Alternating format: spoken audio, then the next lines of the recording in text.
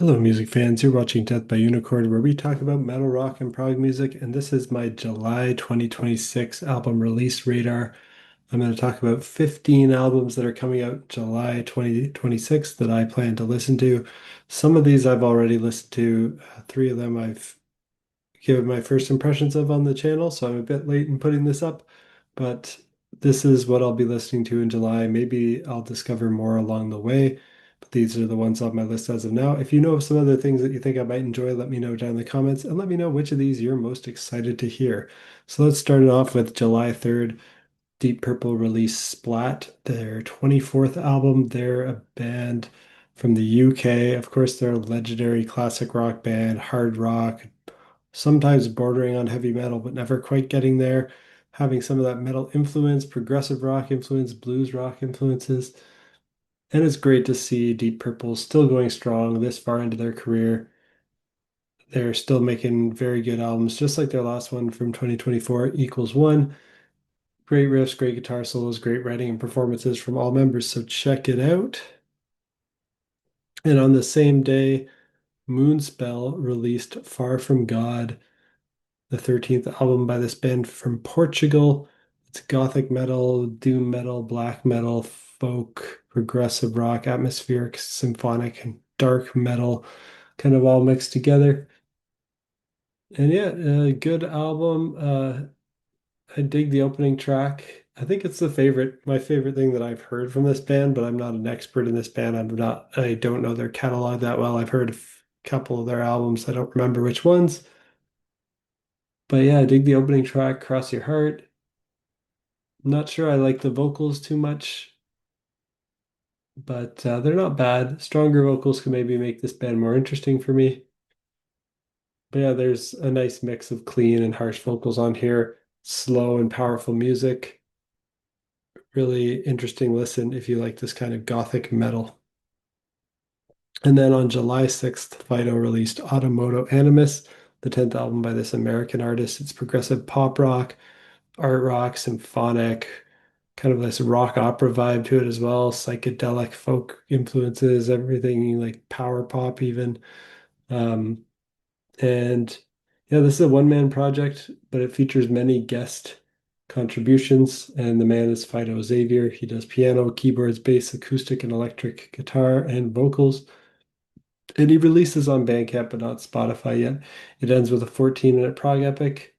Really enjoyed it for sure. Solid prog rock music, well written and performed. Definitely check it out. AutoMoto Animus by Phideaux.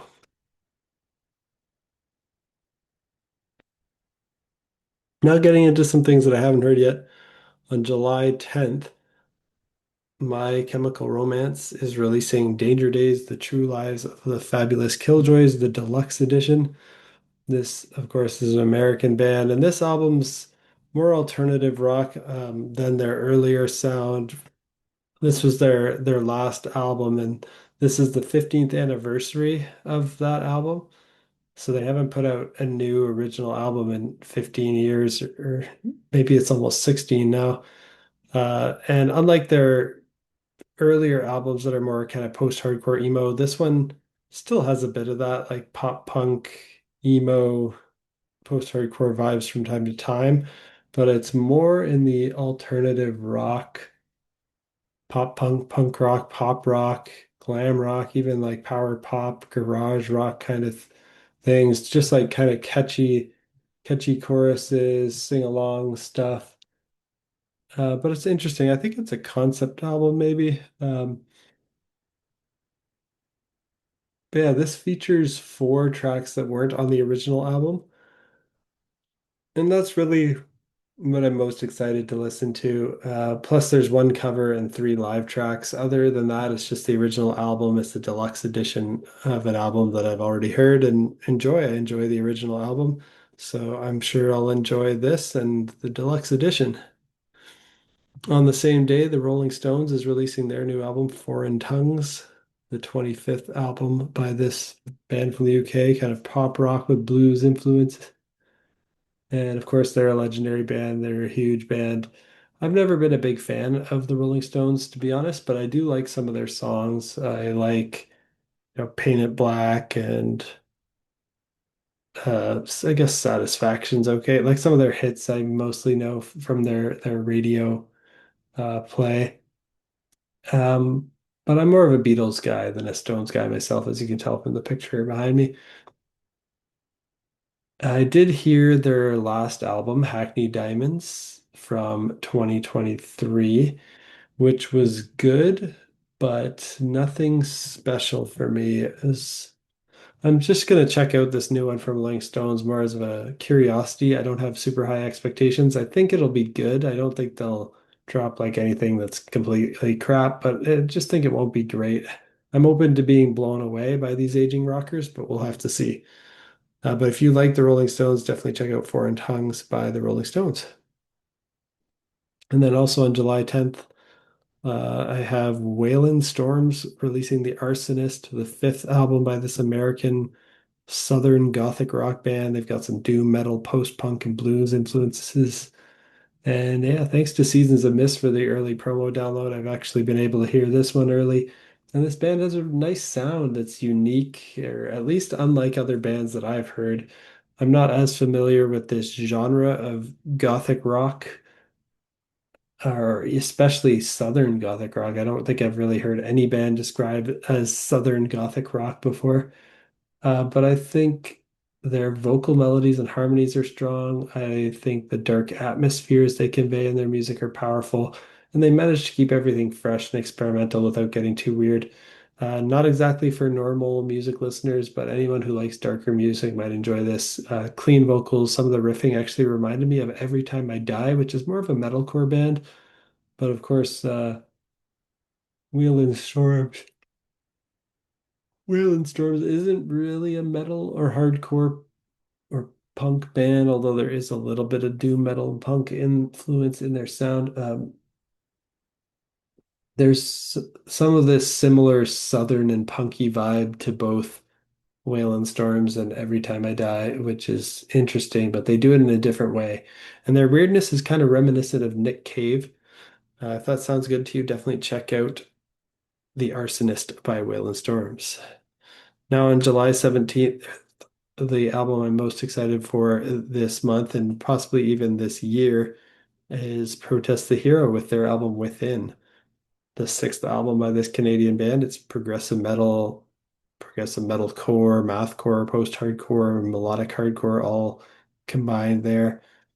And this is just a band I love. They're one of my favorite bands. For a long time, I called them my favorite band for a while. I still sometimes feel like calling them my favorite band. I do say Kazaya by Protest the Hero is my favorite album of all time because it's the album that got me into progressive metal and it's still my favorite to this day. Um, yes, so I did call them my favorite band for a while. They haven't quite put out as much music as some others, so if I think rationally about it, there's some other bands that might have surpassed them at this point. Bands like Between the Buried and Me, Dream Theater, Haken, and Opeth, who have all put out a lot more albums than them that are of similar quality to their five that they put out. But Protest the Hero, they're definitely my top five bands anyway. And I think all their albums are masterpieces. And the early single Mouthpiece from this one's amazing as always from them. So I expect this to be a strong contender for my album of the year. It has some tough competition. Devin Townsend's been great, Periphery, Carnival, but I think they have a chance. They have a shot at making an album of the year if they can continue the quality that they've had throughout the rest of their career.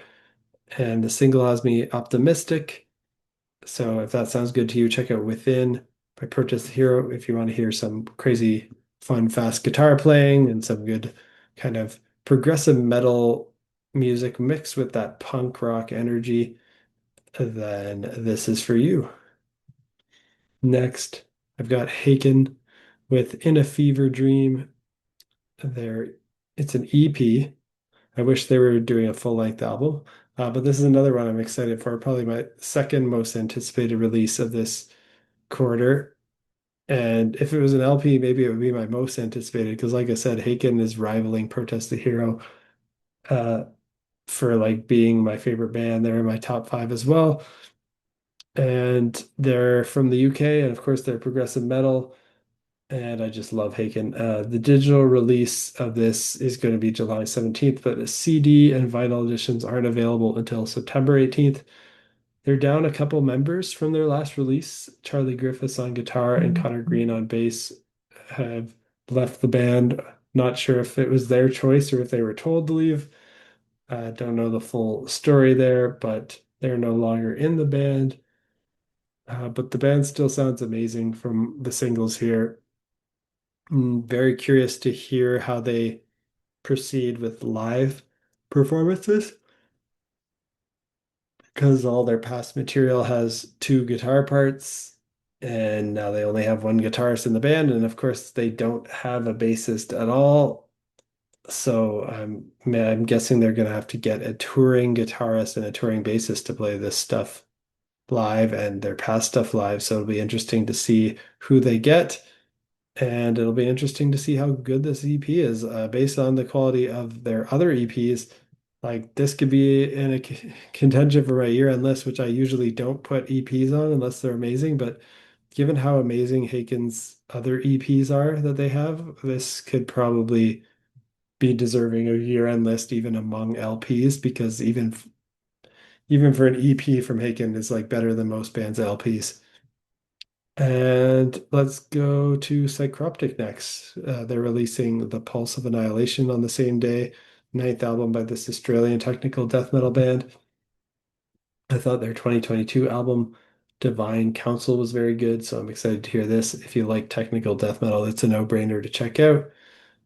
And Loathe is releasing A Stranger to You, the third album by this band from the UK. It's kind of alternative metal, kind of metalcore, a bit of progressive metal, gent, post metal, ambient shoegaze, electronic, all mixed together. And this is one that I like the single I heard, Revenant, so I'm excited to check this out.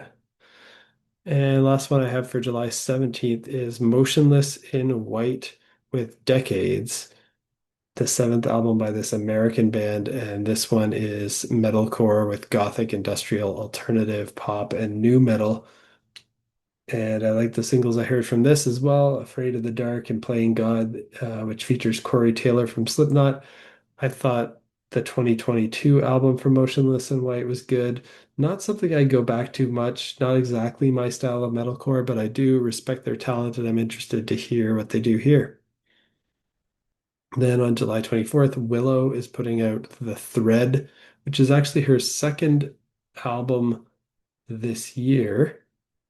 And her first album that she put out this year was an excellent album. I love it. And this is her eighth album overall. She's an American, kind of hard to describe her genre, like art rock, but kind of progressive R&B, alternative jazz, atmospheric soul, ambient all mixed together. Yeah, not sure what to call it, but she's the daughter of Will Smith, and I love the last two albums that she's put out in a row. I think her earlier stuff maybe not as strong as that, but the last two albums she's had are both excellent. I expect this to continue her amazing streak of output. Then on the same day, July 24th, North Sea Echoes is putting out How to Cast a Shadow, the second album by this American band, progressive art rock with alternative rock, ambient, and post-rock influences. This one's a collaborative project between Fate's Warning founding member Jim Matheos and the band's veteran vocalist Ray Alder. And I thought their first album, Really Good Terrible Things from 2024, was very good, but it's not at all like Fate's Warning. So if you're coming into this as a Fate's Warning fan, just beware. Uh, I do like Fate's Warning more than North Sea Echoes. North Sea Echoes is more chill, it's more atmospheric, it's song-based and ambient. It's still progressive, but it's not as metal or as heavy as Fate's Warning. It's not as adventurous or atypical as Fate's Warning music either. So I expect this will be solid, but because these guys are great musicians, but I just don't think it will be as exciting for me as if they were doing a new Fates Warning album, for example. And July 31st, Lalu is releasing a Mythmaker's Demise. This one's exciting as well. Um, this is the fifth album by this French band. They're progressive metal slash rock, kind of right on that border, pretty accessible, no like harsh vocals or anything. Kind of more of like a dream theater-y type band. They have that symphonic and neoclassical influence, kind of like Symphony X, although their vocals aren't as gritty. They're kind of more easy on the ears. And I love this band. I love everything they do. I expect this to be awesome as always. So looking forward to that. And last one on my list for July is Future Palace and their album Resurgence, the fourth album by this German band. This is melodic metalcore with post-hardcore, electronic, alternative metal, and new metal influences. This is female-fronted metalcore, solid vocals, solid instrumentals, solid production. Definitely interested in hearing it. And that's it for the albums I have on my list to listen to in July. I'm sure I've missed lots of great stuff, and I'm sure I'll hear about things as July progresses, and I'll probably end up checking out more than just these albums.